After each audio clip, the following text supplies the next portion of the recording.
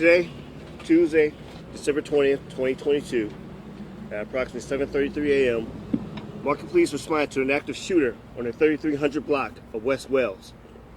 Upon arrivals, officers encountered the suspect, a 66-year-old Milwaukee male, in the basement with other residents of the building. The suspect pointed his firearm at the officers.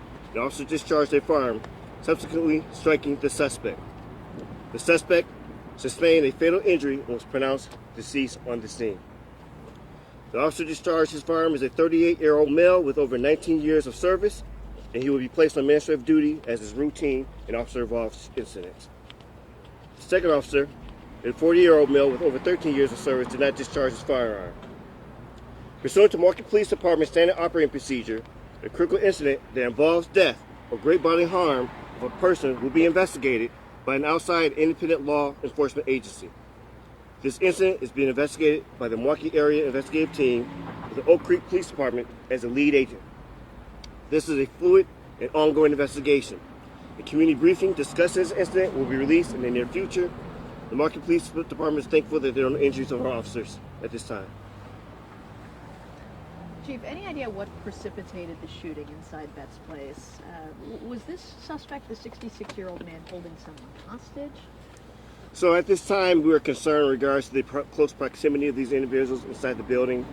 The time the officer engaged, the individual had a firearm.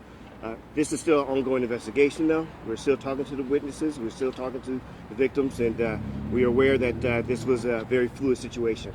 Were any of the, you mentioned that the shooter had people with him. Were there any injuries for those people? How are they doing? At this time, we don't see or have experienced any particular injuries on these individuals, but just still, again, we are working through and making sure that there's no injuries of the witnesses there. Chief, could you clarify, was this person that was shot, were they a resident of the building? So to our understanding at this time, we believe that the individual is a resident, but again, this is still something we're looking into to ensure that the individual was a permanent resident at the particular location. Can you just clarify that the suspect opened fire prior to police arriving? That is what was reported, yes. Never shot at the officer, just pointed the gun at the officer? At this time, we're still investigating this, so what we know preliminary, that there is no fired gun at the officers, but we still have to unfold in regards to all the witness interviews and the officer interviews. There's a number of interviews being conducted at this time. You said that the officer that shot his weapon is on administrative duty. The other officer that was here, is he also being placed on leave as well? No, our protocol is that those who are actually engaged in the particular incident is placed on administrative duty at this time.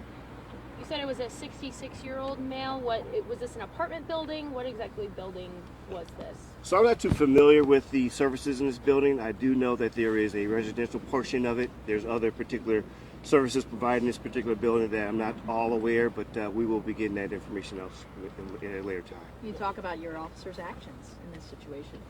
Well, at this time, again, it sounded like it's pretty urgent. We have a report being that there was individuals who were in close proximity of the individual who had fired his weapon.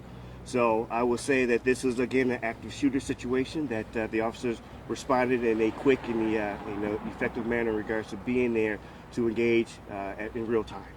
Chief, could you explain why was the mobile hazardous unit brought there? Was there something that the department's concerned about inside the building?